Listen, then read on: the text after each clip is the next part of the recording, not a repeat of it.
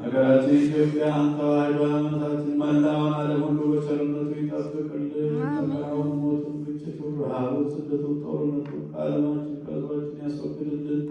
ሰላሙን ለሕዝባችን ይመልስልን። ይህች ቤተክርስቲያን በገንዘባቸው በጉልበታቸው በጸሎታቸው ጊዜ እየሰው የሚያገለግሉትን ሁሉ ምዕመናን ይጠብቅልን።